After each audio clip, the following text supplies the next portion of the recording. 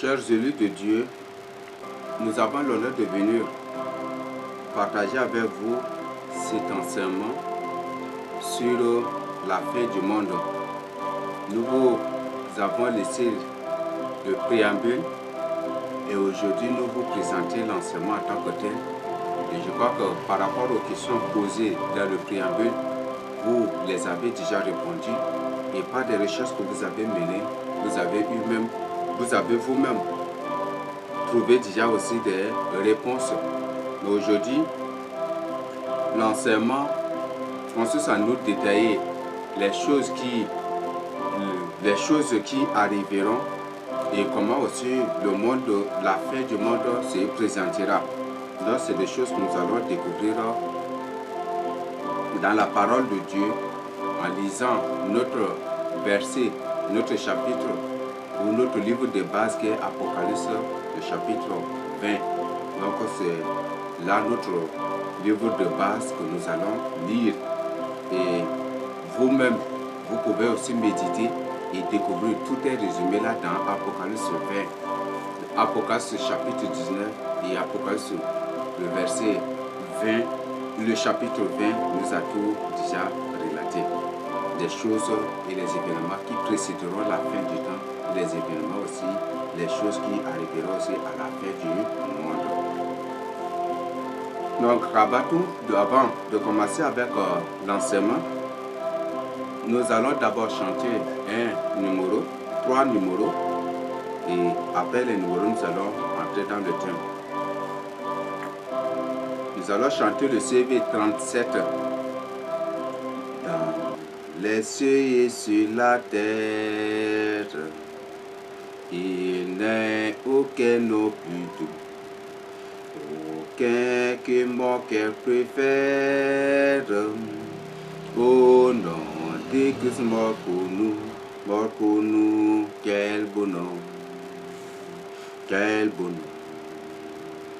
Porte louange de l'Éternel, l'Éternel, quel bonheur, quel bonheur.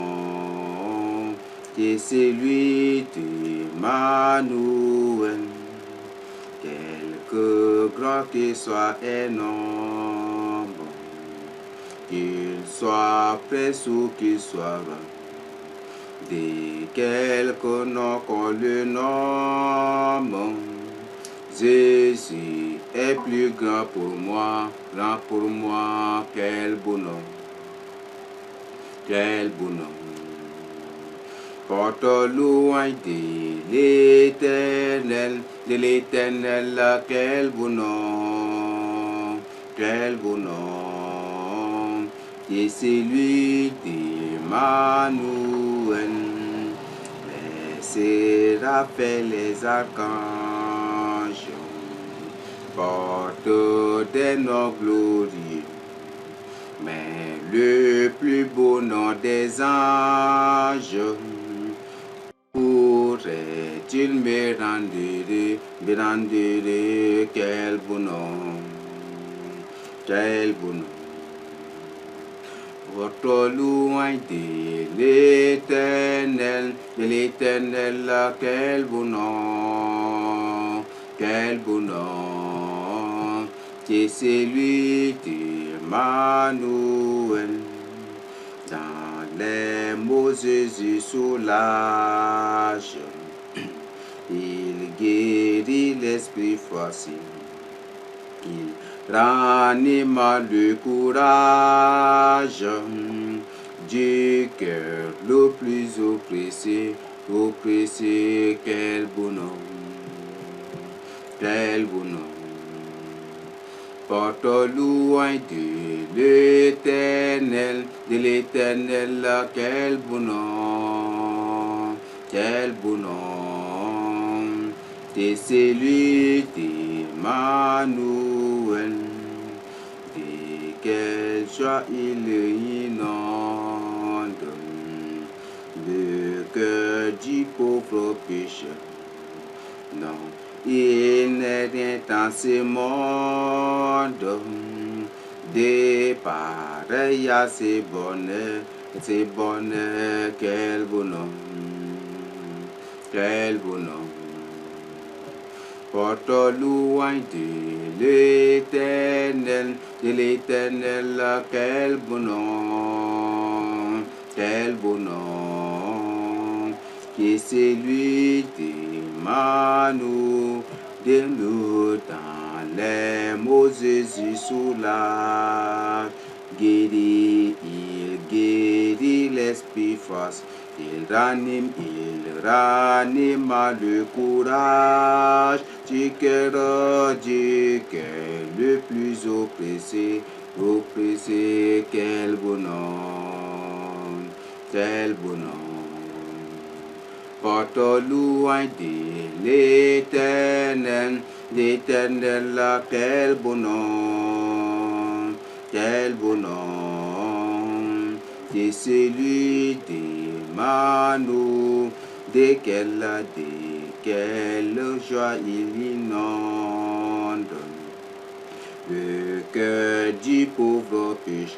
Non, il n'est rien dans ce monde, des pareils à ces bonheurs, quel beau nom, quel beau nom. Porte louange de l'éternel, quel beau nom, quel beau nom, c'est celui d'Emmanuel. Venez au Sauveur qui vous aime, venez, il a brisé vos peines. Il veut vous recevoir lui-même. Ses bras vous sont ouverts. Oh, quel beau jour, Sauveur fidèle. Quand nous appuyons sur ton bras, dans la demeure paternelle, nous porterons nos. Venez, venez pécheurs, il vous appelle. Le bonheur est dans son amour. Adonnez-lui ce cœur rebelle. Donnez-le sans ré. Quel beau, quel beau jour, Sauveur fidèle. Quand nous appuyons sur ton bras, dans la demeure paternelle, nous porterons nos pas. Le temps s'enfuit, l'heure s'écoule, qui sait si nous vivrons des mêmes. Jésus est ici dans la foule, a saisi sa main, oh quel beau jour, Sauveur fidèle, quand nous appuyons sur ton bras, dans la demeure paternelle, nous porterons nos pas. Saint Dieu, Sauveur pour Père, que ferez-vous? Viendra quand viendra l'heure dernière, que ferez-vous? À cette heure solennelle, où le Dieu puissant rappelle d'évaluer la mort est belle, que ferez-vous? Si vous êtes sans refuge, que ferez-vous? Devant le souverain juge, que ferez-vous? Ô pécheurs sans repentance, qui prendra votre défense? Sans Christ et sans espérance, que ferez-vous? Pour moi, je saurais que faire. Je suis sauvé, moi, oui, je suis sauvé. Je connais Dieu comme mes pères. Je suis sauvé, je suis sauvé. Christ en Christ, ma paix est parfaite. Son sang a payé ma peine. Et dans ses bras je me jette, je suis sauvé, moi, je suis sauvé. Venez donc à ma perdue, venez à lui. C'est demain, vous sont tendus, venez à lui. Jésus délivré, pardonne, il ne repousse personne. Recevez ce qu'il vous donne, venez à lui, venez à lui. Pour moi, je saurais que faire, je suis sauvé, je suis sauvé. Je connais Dieu comme mes pères, je suis sauvé, moi oui, je suis sauvé. Christ en Christ, ma paix est parfaite, son sang a payé ma dette. Et dans ses bras je me jette, je suis sauvé, moi oui, je suis sauvé. Si vous êtes sans refuge, que ferez-vous? Devant le souverain juge, que ferez-vous? Ô pécheur sans repentance, qui prendra votre défense? Sans Christ et sans espérance, que ferez-vous? Que ferez-vous? Saint Jésus-Christ, je te remercie pour ce mois de louange que tu nous as accordé. Bénis tes élus, tes enfants qui vont suivre cet enseignement. Mon Dieu Tout-Puissant, que tu leur accordes ta grâce de mettre ces choses en pratique et de comprendre et découvrir ce que toi-même tu vas leur enseigner. Que ça ne soit pas moi qui prêche, mais que ça soit plutôt qui prêche. Écrase-moi et que tu sois élevé. Et mon Dieu, efface ma volonté, mais que tu toi-même tu puisses enseigner ta volonté, afin que tes élus puissent comprendre tes profondeurs et comprendre des choses et les événements à venir pour vraiment s'y préparer, mon Dieu.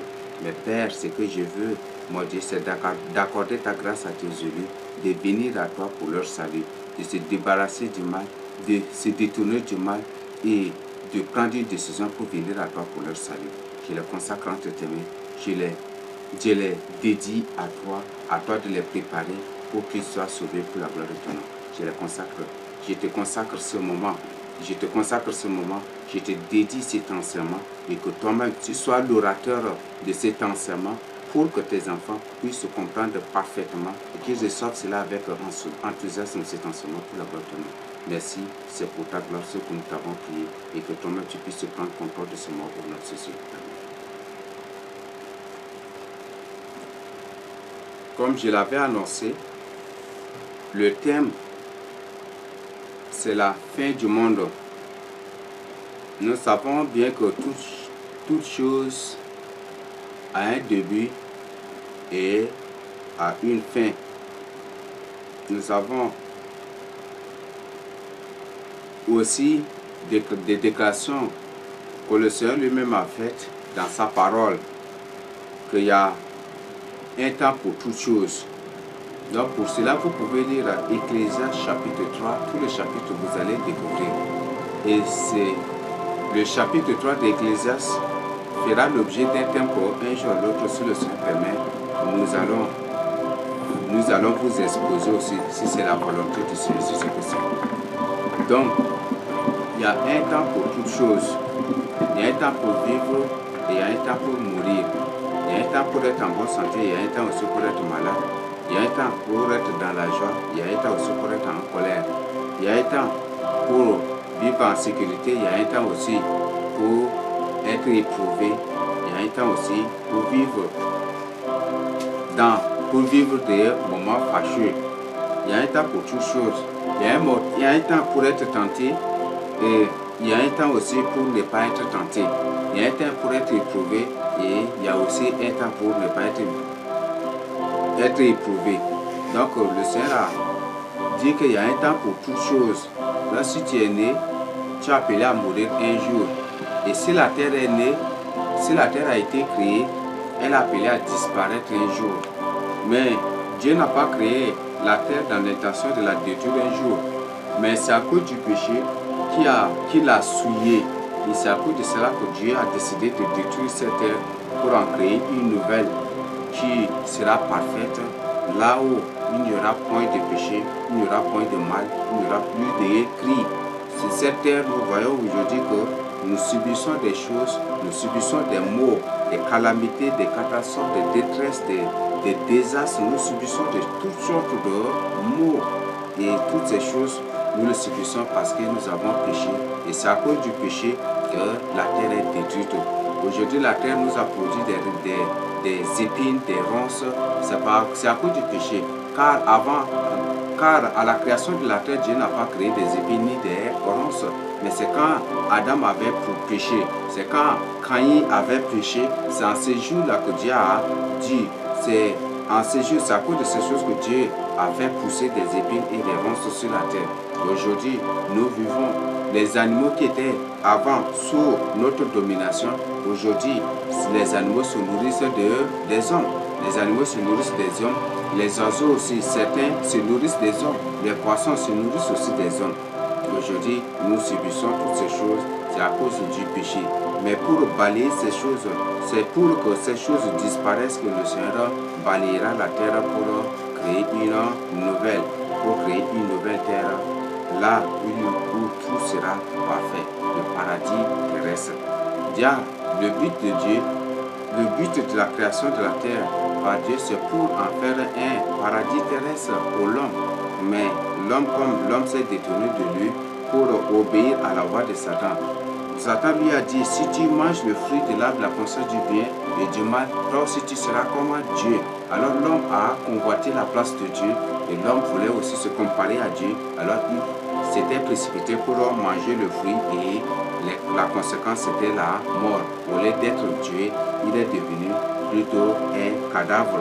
Dieu l'a condamné, Dieu l'a puni par la mort. Et il est séparé loin de Dieu à cause de ces choses. Mais le plan de Dieu est toujours grand pour nous. L'amour de Dieu est toujours grand pour nous et toujours manifeste pour nous.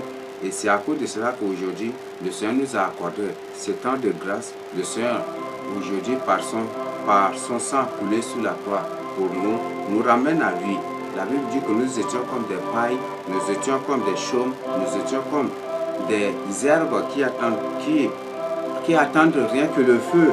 Ils n'attendent rien que le feu, mais aujourd'hui, par la mort de Christ, nous sommes devenus des êtres vivants et attachés à l'arbre au tronc d'arbre qui est le Seigneur Jésus-Christ. Et nous sommes devenus un arbre vivant. Nous sommes devenus vivants à cause de la sève du Seigneur Jésus-Christ dont nous nous nourrissons. Donc, c'est ce que la Bible nous dit. Non, pour dire qu'il y a une fête pour toutes choses. Il y a une fête pour toutes choses. Ne dis pas que cette terre demeurera éternellement. Aujourd'hui, les satanistes, les sorciers, les magiciens, les féticheurs, les francs-maçons, dans le but d'avoir des âmes, dans le but de détourner des âmes, dans le but d'avoir des âmes, de préparer des âmes pour l'arrivée de leur maître antichrist, enseigne que cette terre sera transformée. Que Dieu ne va pas détruire la terre, mais elle sera plutôt transformée. Mais il ne parle pas du Dieu que tu connais, mais il parle de leur Dieu qui est l'Antichrist qui viendra bientôt pour régner sur la terre. Alors l'Antichrist, avant de régner, il va tout détruire pour construire toutes choses nouvelles. Et c'est ça là le renouvellement c'est ça le renouvellement que prônent les francs-maçons. Donc si tu crois en ce qu'ils disent dans si tu crois à leur déclaration, à leurs enseignements sataniques, tu vas te perdre toi-même. Donc c'est leur maître, ils parlent de leur Dieu qui est Satan, qui viendra au règne de l'Antichrist, avant le règne de l'Antichrist, pour détruire tout sur la terre. Tout ce qui est créé détruira pour créer, pour construire toutes choses nouvelles. C'est ce que l'Antichrist fera et bientôt cela va commencer. C'est le but de la troisième guerre mondiale. La troisième guerre mondiale aura pour mission de détruire tout sur la planète Terre. Et c'est ce qu'ils feront. Et ce qu'ils feront, ils détruiront tout sur la terre. Les banques, les usines, les industries, les lieux de stockage, tout, ils détruiront. Même les terres agricoles, ils vont tout détruire. Et après la prise du pouvoir par l'Antichrist, le président mondial, il va tout reconstruire, il va tout renouveler. C'est ça, c'est de leur maître l'Antichrist qu'il parle, il ne parle pas du Seigneur Jésus-Christ. Car Dieu, dans sa parole, a dit autre chose et dans ce que nous allons lire dans Ézéchiel, dans Ésaïe, nous allons découvrir aussi ce que Dieu a dit dans Ésaïe concernant la construction de la nouvelle terre, de la création de la nouvelle terre et du nouveau ciel. Donc c'est ce que la Bible nous dit. Donc Dieu a dit qu'il va balayer cette terre et les éléments embrasés s'effondreront. Donc tout ce qui est sur la terre s'effondrera et Dieu va prendre la terre et les cieux pour jeter dans l'état de feu. C'est ce que Apocalypse 20 nous dit. Nous allons tout découvrir aussi à la lumière de la parole de Dieu. Nous avons notre code qui est la parole de Dieu et chaque chose nous allons vous présenter avec les versets bibliques pour que vous-même vous vérifiez. Mais si tu crois à ces francs-maçons, si tu crois à ces satanistes, ces démons en forme humaine déguisés qui enseignent des hérésies de n'importe quoi, en utilisant diaboliquement des versets bibliques, c'est toi qui vas le regretter. Si tu crois aux témoins de Jéhovah qui enseignent ces hérésies, je t'informe aussi que le témoin de Jéhovah, c'est le fondateur de témoins de Jéhovah, c'est un franc-maçon de 33e degré et c'est un agent d'illumination. Si tu crois à tout ce qu'il a écrit, rédigé, si tu crois au Branham, si tu crois à ces gens, c'est toi qui vas le regretter amèrement en enfer. Donc, prends une décision et si tu as une Bible que toi-même tu consultes la Bible, médite toi-même la parole de Dieu, tu vas découvrir. Ne te fie pas. Si tu ne me crois pas, tu peux prendre aussi la parole de Dieu pour méditer toutes choses. Mais lire toi-même et vérifier, mener des recherches toi-même, tu vas découvrir. Donc, c'est ce que je voudrais vraiment porter à ta connaissance, afin que toi-même tu puisses aussi avoir cet engagement, cet engouement vraiment de chercher à comprendre et d'exciter aussi cette curiosité en toi pour t'amener vraiment à découvrir les profondeurs du Seigneur Jésus-Christ dans sa parole. Donc, ce que je voudrais vraiment partager avec nous avant d'entrer dans le Dieu. Donc, avant tout, nous allons lire Sophonie, chapitre 1, verset 1 à 3. Sophonie,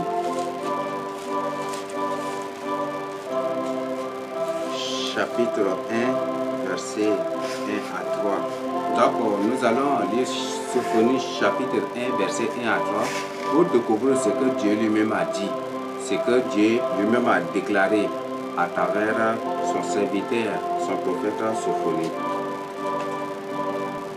La parole de l'Éternel qui fut adressée à Sophonie, fils de Cushi, fils de Guédalia, fils d'Amaria, fils d'Ézéchias, au temps de Josias, fils d'Amon, roi de Juda. Je détruirai tout sur la face de la terre. Dieu a dit qu'il va détruire tout sur la surface de la terre. Dit l'Éternel, je détruirai les hommes et les bêtes, les oiseaux du ciel et les poissons de la mer, les objets de scandale et les méchants avec eux. J'exterminerai les hommes de la face de la terre. Dieu a dit qu'il va exterminer les hommes de la surface de la terre, qu'il va exterminer les hommes de la terre et qu'il va tout détruire, les poissons, les animaux, tout ce qui a vie, il va détruire. C'est ce que Dieu a dit annoncé et c'est ce qui va se passer aussi après le règne de 1000 ans du Seigneur Jésus-Christ, car le Seigneur fera tomber du feu du ciel sur l'humanité, sur la terre et tout ce qui a vie périra. Et c'est après le jugement après le jugement dernier que Dieu prendra la terre pour jeter dans l'étang de feu, et il prendra le ciel aussi pour jeter dans l'étang de feu, et toutes les autres planètes seront précipitées dans l'étang de feu. Donc voilà la déclaration. Ça, c'est l'une des déclarations du Seigneur Jésus-Christ. Car ici, quand dans la Bible, en disant le nom de l'Éternel, c'est le Seigneur Jésus-Christ qui manifeste, qui prend le nom de l'Éternel pour parler aux enfants d'Israël. Et c'est ce même Éternel qui a parlé à Moïse et qui lui a dit: je m'appelle celui qui s'appelle Je suis. Donc Je suis, c'est le nom du Seigneur Jésus-Christ que nous utilisons, que nous connaissons bien aujourd'hui. Donc c'est ce que je voudrais vraiment que nous puissions comprendre. Ça, c'est l'une des déclarations du Seigneur. Il y a plusieurs déclarations. Le Seigneur a parlé de détruire tout sur la surface de la terre. Il y a plusieurs déclarations, mais nous allons étudier aussi le livre de l'Apocalypse pour découvrir ce que le Seigneur fera. Nous allons chercher à découvrir la définition de la fin du monde. Donc, nous savons bien que une fin, il y a la fin et fin, donc ne confondons pas la fin synonyme de famine avec fin qui est l'arrêt de quelque chose ou la mort de quelque chose ou la cessation de quelque chose. Mais cette fin ici, cette fin avec F-I-N signifie cessation ou arrêt de quelque chose ou de quelque chose. C'est la mort de quelqu'un ou la mort de quelque chose. Donc la fin signifie la mort ou l'arrêt de quelque chose. C'est un moment où s'achève aussi quelque chose. Donc c'est un moment où s'achève quelque chose. Mais cette chose, c'est la cessation ou l'achèvement de la vie humaine sur la planète Terre. C'est l'achèvement de la vie sur la planète Terre. Parce que le Seigneur a parlé de détruire les humains, de détruire les animaux, de détruire les oiseaux, de détruire les poissons, tout ce qui a vie sur la terre spirituelle. C'est ce que Dieu a dit dans Sophonie 1 à 3 que nous venons de lire. Donc Dieu a déjà mentionné, Dieu a parlé déjà de cela. Donc pour dire que la fin du monde, c'est l'arrêt ou c'est l'extermination des humains ou l'arrêt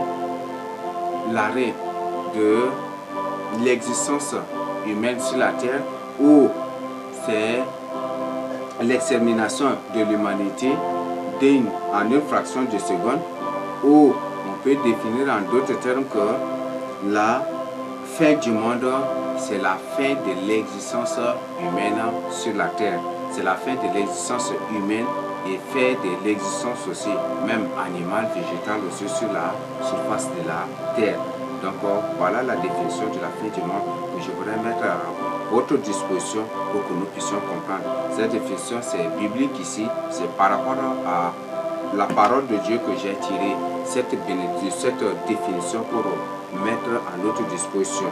Donc la fin du monde, c'est la fin de l'existence, ou c'est la mort, l'extermination, ou c'est la fin de l'existence humaine, végétale, animale, des êtres animaux sur la surface de la terre. Donc tout ce qui a vie périra. Donc la fin du monde, c'est la fin de l'existence sur la surface de la terre. Ok, donc voilà ce que Dieu a dit dans sa parole que nous venons de vous exposer. Donc nous allons entrer dans autre partie ici. C'est une question que nous avons posée dans le préambule, et nous allons chercher nous allons chercher à travers ces points à répondre vraiment à cette question posée. Donc nous vous avons posé la question: quels sont les processus de l'arrivée de la fin du monde? Quels sont les processus de l'arrivée de la fin du monde? Donc nous allons entrer dans ces processus pour découvrir. Là, ce sont les processus de l'arrivée de la fin du monde. Donc pour que la fin du monde arrive, il faut que nous puissions voir d'abord le règne de l'Antichrist et la troisième guerre mondiale. La prise du pouvoir par l'Antichrist et la troisième guerre mondiale et la prise du pouvoir par l'Antichrist, son règne de 7 ans et le règne du 1000 ans du Seigneur Jésus-Christ, la bataille d'Armageddon, de toutes ces choses, nous allons en parler. Donc, avant tout, nous allons découvrir avant tout, nous allons d'abord parler de la Troisième Guerre mondiale. Nous allons parler de la Troisième Guerre mondiale. La Troisième Guerre mondiale, Dieu nous a déjà parlé de cette guerre dans Apocalypse 9, 13 à 19, où le Seigneur a parlé de cette guerre où les 4 vents des cieux sont ici et la terre était prête et la terre était même dévastée par cette guerre.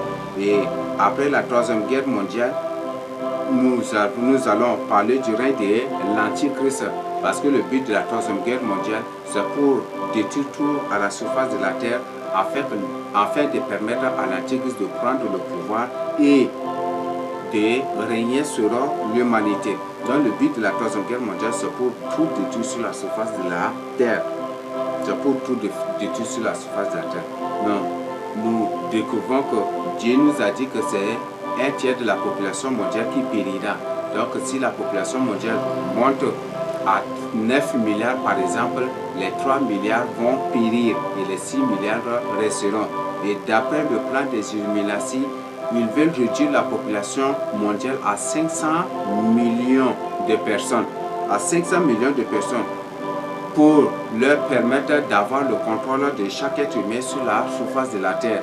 Et c'est là le but aussi de la grande tribulation. Il y aura la tribulation et la grande tribulation où ils vont détruire, exterminer les gens et certainement le nombre sera atteint parce que c'est des atrocités qu'ils vont créer, qu'ils vont déclencher, ça va être terrible.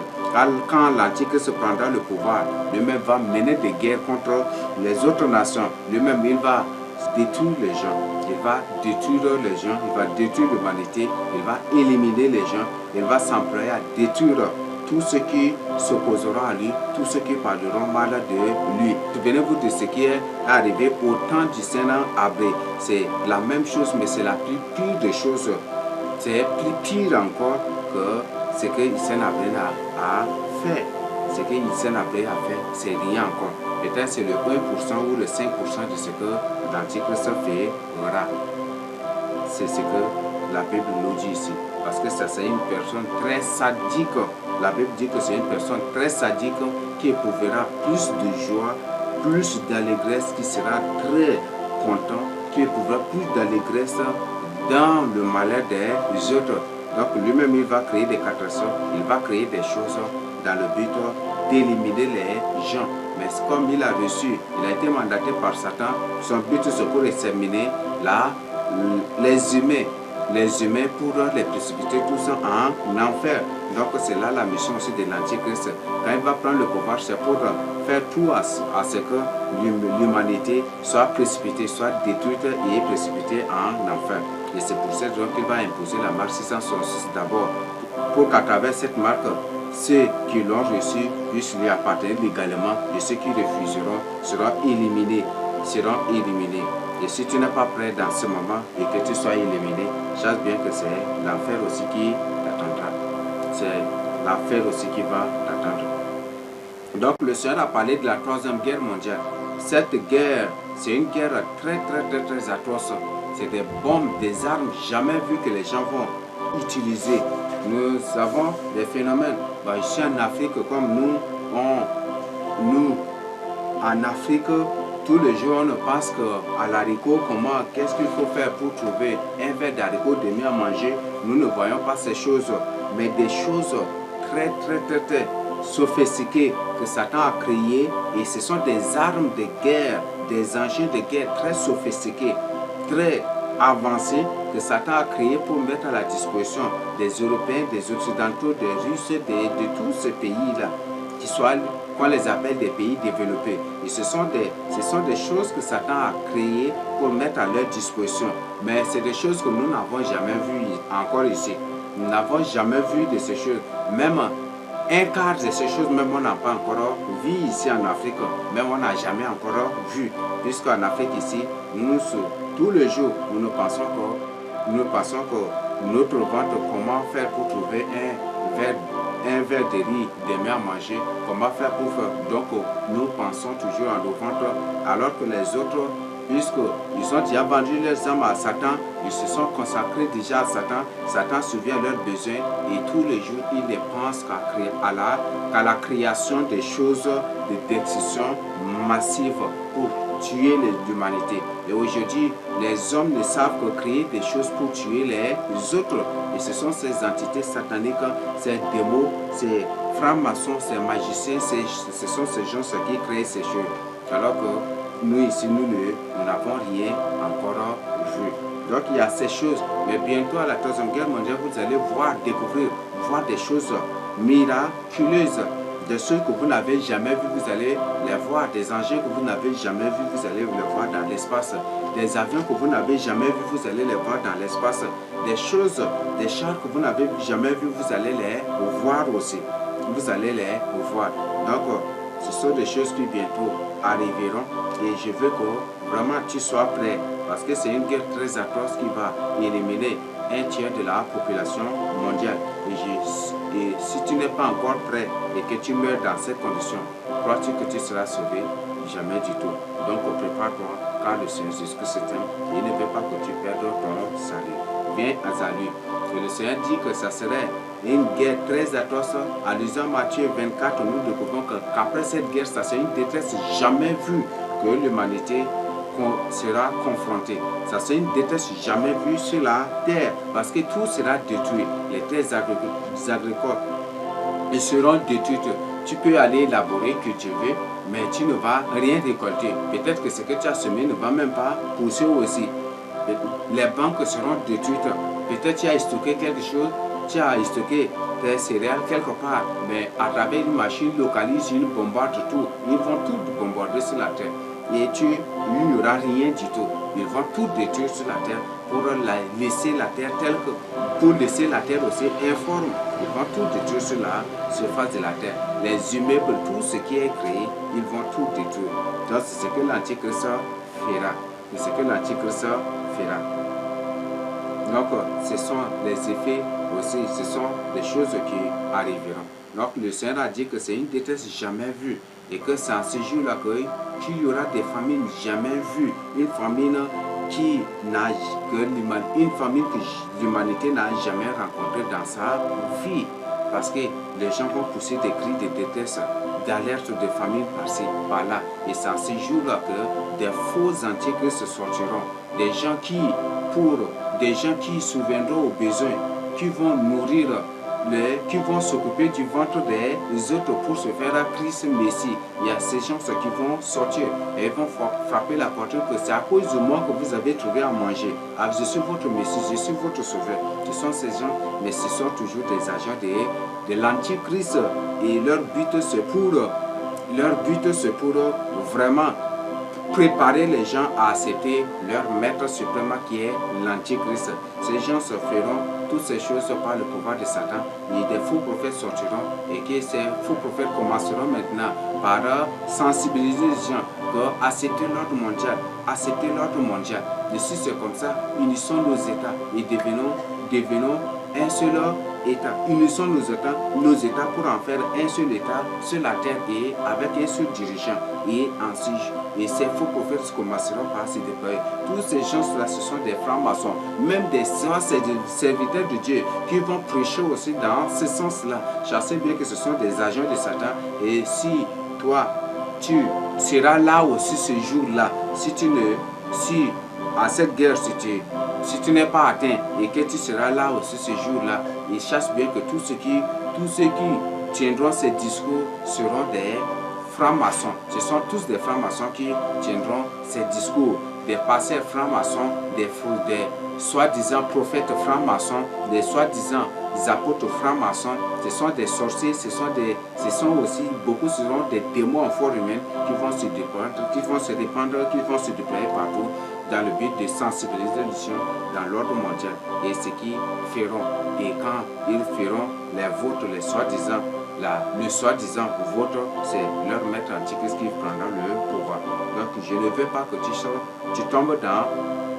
tu tombes dans ces pièges-là. Et je t'informe aussi que si ces gens qui se présenteront comme Messie, comme le Sauveur, pour nourrir le ventre des gens, s'ils te demandent de t'agenouiller devant eux pour prendre la nourriture, ne le fais jamais. Si te demandent de les adorer, de les louer avant de prendre, il ne faut jamais faire. Accepte de mourir affamé que d'adorer une personne pour aller en enfer. Donc c'est là aussi l'avertissement que je voudrais vraiment te donner. Donc le Seigneur a parlé déjà de la troisième guerre mondiale dans sa parole et Apocalypse 9 du 13 à 19 a été bien précis. Donc si vous voulez, je peux lire vraiment aussi, vous lire pour que vous-même vous puissiez écouter. Apocalypse 9, 13 à 19. Le sixième ange sonna de la trompette et j'entendis une voix venant des quatre coins des quatre cornes de l'autel d'or qui est devant Dieu et disant au sixième ange qui avait la trompette, délie les quatre vents qui sont liés sur le fleuve Euphrates. Et les quatre anges qui étaient prêts pour l'heure, le jour, le mois et l'année furent déliés afin qu'ils tuassent le tiers des hommes. Le nombre des cavaliers de l'armée était de 2 myriades. J'en ai entendu le nombre. Et ainsi, je vis les chevaux dans la vision. Et ceux qui les montaient, ayant des cuirasses couleur de feu, d'hyacinthe et de soufre. Les têtes des chevaux étaient comme des têtes de lions, et de leur bouche, il sortait du feu, de la fumée et du soufre. Le tiers des hommes fut tué par ces trois fléaux, par le feu, par la fumée et par le soufre qui sortait de leur bouche. Car le pouvoir des chevaux était dans leur bouche et dans leur queue. Leur queue était semblable à des serpents ayant des têtes, et c'est avec elles qu'ils faisaient du mal, Et c'est avec elles qu'ils faisaient du mal. Donc, le Seigneur parle ici de la troisième guerre mondiale. Et cette troisième guerre, va éclater sur le fleuve Euphrates. Vous savez bien que l'alliance de la religion mondiale est déjà signée. Et bientôt, il y aura une guerre islamo-juif qui bientôt va déclencher. Cette guerre va commencer sur le fleuve Euphrates. Donc ce sont les musulmans qui vont certainement attaquer les juifs, qui vont attaquer les juifs, et c'est toujours le plan des Illuminati, c'est toujours aussi le plan du pape. Et c'est cette guerre qui sera à l'origine de la troisième guerre mondiale. Et cette guerre va éclater sur le fleuve Euphrates. Le fleuve Euphrates, vous connaissez, vous savez bien que ça regroupe les pays tels que Irak, Syrie, Jordanie, il y a d'autres pays, et autour du fleuve Euphrates, il y a l'Iran, il y a tout ça, ça regroupe des pays musulmans, à l'exception d'Israël, seul qui est un pays judaïque. Donc, à l'exception d'Israël seul. Donc, cette guerre va éclater sur le fleuve Euphrates. Il va devenir une guerre mondiale où les catholiques vont profiter, le pape va profiter pour déployer l'Europe, l'OTAN, pour détruire les pays musulmans, pour détruire aussi les biens musulmans, et pour détruire les pays musulmans, pour les détruire tout dans le but de les amener sous sa domination. Vous savez bien que les musulmans ne vont jamais accepter de se soumettre au pape, à l'alliance de la religion mondiale, le 14 mai 2020. Le pape, c'est le pape qui est placé comme le chef suprême et absolu de cette religion. Et vous savez bien que l'islam, c'est une religion de suprématie, et les musulmans n'accepteront jamais. Et ils n'accepteront jamais de se soumettre au pape, Alors le pape, pour les soumettre à lui, il faut déclencher cette guerre. Mais il va déclencher cette guerre en mettant sous le dos des juifs, que ce sont les musulmans qui se sont entendus pour attaquer les juifs, et puis voilà. Non, mais ça c'est une stratégie, c'est des choses que le pape va déclencher. Et même suivre le plan de ce grand maître des Illuminati. Marcus Pike. Donc vous lisez, vous allez découvrir que la Troisième Guerre mondiale consiste que dans leur plan, ils ont déjà planifié que cette guerre doit éclater entre les juifs, entre le judaïsme et l'islam, et les catholiques à la main derrière cela dans le but de soumettre les musulmans à lui.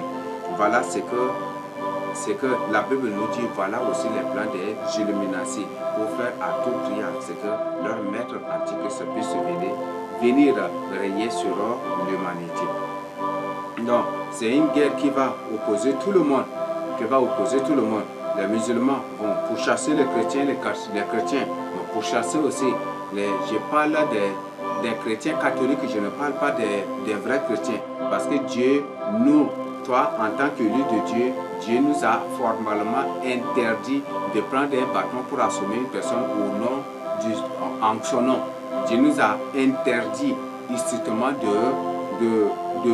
de faire du mal à une personne. Si on nous fait du mal, qu'on fasse plutôt du bien. C'est ce que Dieu nous recommande. Donc, je parle des chrétiens catholiques. Aujourd'hui, le terme chrétien, c'est devenu un terme général. Donc, veuillez m'excuser, mais ce sont pas le catholicisme n'est pas une chrétienté. Le catholicisme n'adore pas le Seigneur Jésus-Christ, mais ils adorent leur Christ qui est Belzéboul. Donc, ce sont les catholiques avec les musulmans, ces chrétiens catholiques qui entreront en guerre contre les musulmans pour soumettre les musulmans sous leur domination. Et ils parviendront aussi car ils vont combattre les musulmans jusqu'à ce que les musulmans soient soumis aux catholiques de ce qu'ils feront. Et bientôt cette guerre va déclencher car l'accord est déjà signé. Et on voit que les musulmans ripostent. On voit aujourd'hui même aussi qu'à travers le coronavirus, beaucoup de musulmans ont refusé. D'obéir aux ordres du pape. Donc, c'est pour dire que ça commence déjà. Parce que les musulmans ne veulent jamais être sous la domination d'une personne. L'islam, c'est une religion de supériorité, de suprématie. Et c'est ce qu'ils ont eux-mêmes déclaré. Et le pape, par des subtilités, par beaucoup de stratégies, il veut les amener vraiment sous sa domination, mais il n'a pas pu. Alors, pour ce faire, il faut passer par une guerre mondiale. Et c'est cette guerre qu'on appellera la Troisième Guerre mondiale. Et c'est une guerre très atroce qui détruira tout sur la surface de la terre. Et ce sont des armes jamais vues. Ils vont déclencher des épidémies, ils vont répandre des virus, ils vont répandre beaucoup de choses sur la terre. Des virus, des épidémies, ils vont répandre beaucoup à travers des engins spatiaux. Et le Seigneur a décrit, Jean a vu ces choses, mais comme à son époque, il n'y avait pas de chars de combat, des avions comme nous voyons, il ne savait pas vraiment décrire ces choses, mais il est en train de parler des avions, des hélicoptères, des avions qui seront utilisés pour répandre ces virus, pour répandre ces bombes, pour répandre de feu sur l'humanité. Et il est en train de parler de ces choses-là. Donc, j'ai en train de parler de ces engins de guerre qu'il a vus à son époque, mais comme ça n'existait pas à son époque, il ne sait comment décrire cela. Mais quand même, il nous a décrit en laissant des indices qui nous font comprendre que ce ne sont pas vraiment des chevaux naturels comme nous le voyons, mais ce sont plutôt des engins de guerre modernisés qui ont l'apparence des chevaux, qui ont l'apparence des chars, qui ont l'apparence des animaux qu'il a décrit ici. Donc, c'est ce que Jean nous a décrit. Donc, nous avons la Troisième Guerre mondiale et après la Troisième Guerre mondiale, l'Antichrist prendra le pouvoir. Il va prendre le pouvoir. Avant de prendre le pouvoir, les faux prophètes vont se déployer et tous les enseignements de faux prophètes seront centralisés sur l'ordre mondial. Tous les faux Christ vont se déployer aussi pour nourrir les ventres des autres dans le but de se faire adorer, dans le but d'être vénéré et aussi d'être glorifié. Et c'est ce que ces faux Christ feront. Mais le but de tous ces faux Christ, c'est pour réunir ses gloires, pour adresser après aussi à l'Antichrist. Et après, leurs prêches après un consensus sera trouvé et l'ordre mondial sera établi. Et celui qui prendra le pouvoir pour régner 7 ans, c'est l'Antichrist. Il va régner 7 ans. Il va régner 7 ans. Et c'est l'Antichrist qui va régner 7 ans sur l'humanité. Ça, c'est un règne de terreur. Un règne jamais vu. Un règne de terreur jamais vu. Qu'il va détruire des gens. Aujourd'hui, on voit qu'aux États-Unis, en Chine, partout dans le monde, des camps de concentration sont créés, sont construits. Même au Tchad, partout dans le monde entier, ces camps sont construits. Et c'est dans le but de préparer le règne de l'Antichrist. Quand l'Antichrist prendra le pouvoir, c'est dans ces lieux-là qu'on va amener tous les élus de Dieu. Tous ceux qui refusent de se soumettre à l'Antichrist, c'est dans ce lieu qu'on va les amener pour les torturer, pour les décapiter, pour les mettre en pièces, pour les faire subir toutes sortes de maux, de tortures, comme ils ont fait avec les Juifs en Allemagne. Et tous ces camps de concentration sont construits partout dans le monde aujourd'hui déjà. Et tout cela, c'est contre toi, élu de Dieu, contre toi, chrétien, qui néglige encore la parole de Dieu. Et si tu ne fais pas attention, tu seras laissé, c'est quand tu seras laissé que tu vas regretter. Donc, ce que je voudrais mettre en notre connaissance, je voudrais que nous puissions comprendre. Donc, la troisième guerre mondiale, c'est une réalité et bientôt, cette guerre va éclater. Le Seigneur a révélé à beaucoup de frères déjà. Le Seigneur a révélé à beaucoup de frères déjà. Même le règne de l'Antichrist, le Seigneur a révélé à beaucoup de frères. Même à moi, le Seigneur m'a révélé aussi. Le Seigneur a révélé à beaucoup de frères que nous sommes déjà dans un moment de pré-tribulation. Nous sommes à certains, le Seigneur dit que la grande tribulation arrive, que la grande tribulation arrive. Pour Dieu que le Seigneur Jésus-Christ est réellement déjà à la porte. Donc préparons-nous, car ce n'est pas encore trop tard pour nous. Et soyons toujours prêts. Après la troisième guerre mondiale, il y aura le règne de l'Antichrist. Et après le règne de l'Antichrist, il y aura la bataille d'Armageddon et le retour du Seigneur Jésus-Christ. Il y aura la bataille d'Armageddon et le retour du Seigneur Jésus-Christ. Nous savons bien que quand l'Antichrist prendra le pouvoir, après, les Juifs vont se détourner de lui. Les Juifs ne vont pas adorer l'Antichrist. Les Juifs ne vont pas accepter. Car dans 2 Thessaloniciens 2, 3 à 4, Dieu a dit que l'Antichrist va monter dans le temple pour se proclamer lui-même Dieu. Et vous savez bien que les Juifs ne vont jamais laisser une personne qui se proclame lui-même Dieu impunément. Quand le Seigneur Jésus-Christ lui-même a dit qu'il est le Fils de Dieu, ils ont ramassé des pierres pour le lapider. Et même un jour, ils ont demandé, le Seigneur leur a demandé, mais pourquoi cherchez-vous à me lapider? Ils lui ont dit, c'est parce que toi qui es homme, tu te fais Dieu, tu dis que tu es fils de Dieu, c'est pour cela que nous te lapidons. Mais si le Seigneur Jésus-Christ a failli être lapidé à cause de cela, c'est pour dire que c'est la même chose. La même chose va arriver aussi à l'Antichrist. L'Antichrist va subir la même chose. Car quand l'Antichrist va cesser le sacrifice perpétuel, pour cela je vous invite à suivre la 11e série de révélations que le Seigneur Jésus-Christ m'a faite. Cette série de révélations, je vous invite vraiment à suivre. Et comme ça, je crois que tous les éléments sont définis là, ils sont déjà détaillés aussi. Donc je nous invite à suivre cela.